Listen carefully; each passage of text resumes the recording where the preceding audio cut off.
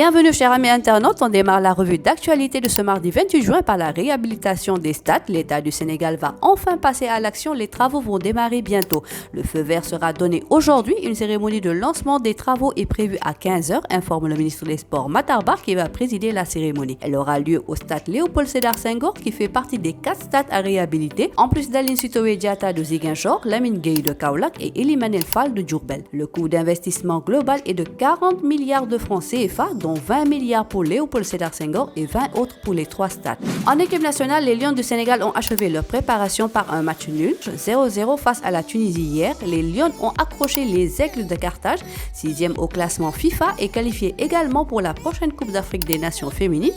Cap maintenant sur le Maroc pour la CAN féminine 2022 avec la phase de groupe qui démarre le samedi 2 juillet prochain. Logé dans le groupe A, le Sénégal affrontera l'Ouganda le 3 juillet, le Burkina Faso le 5 juillet afin de finir cette phase de poule par un duel contre les Lions de l'Atlas, hôte du tournoi. Premier objectif pour la capitaine Safietou Sagna et ses coéquipières se hisser en quart de finale. Niveau transfert, ça bouge du côté de nos Lions. Le Bayern de Munich n'a pas encore bouclé son mercato. Le club allemand qui annonce la présentation officielle de son équipe le 16 juillet prochain est à la recherche d'un défenseur central. Ainsi, le nom de Kalidou Koulibaly est encore une fois lié au Bayern de Munich. Lors des mercatos précédents, le club bavarois avait montré son intérêt pour le défenseur central napolitain, mais le club italien a su résister à toutes les convoitises possibles. En juin 2022, le capitaine des Lions fait toujours tourner la tête des grands clubs et surtout le Bayern qui a recruté dans plusieurs postes, notamment l'attaque avec l'arrivée de Sadio Mané. Julian Nagelsmann se penche désormais sur la charnière centrale de l'équipe. Kalidou Koulibaly, Mathias de Ligt, Juventus FC et Gleison Bremer, Torino FC sont les cibles du Bayern.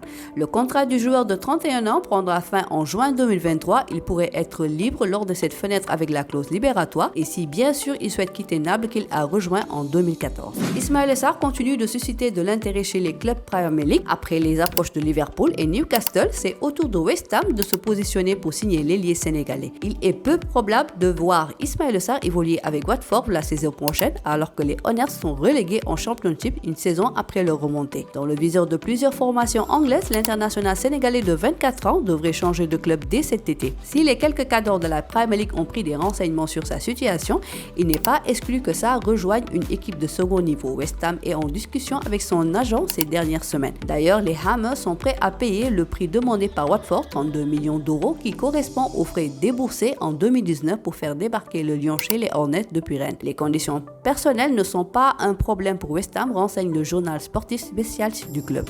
On arrive au terme de notre revue, restez connectés pour plus d'actualités. Le site numéro 1 du sport au Sénégal, sport.com, est maintenant disponible en version application mobile sur iOS et Android. Retrouvez l'actualité du Sénégal pour tous les sports en direct sur votre téléphone.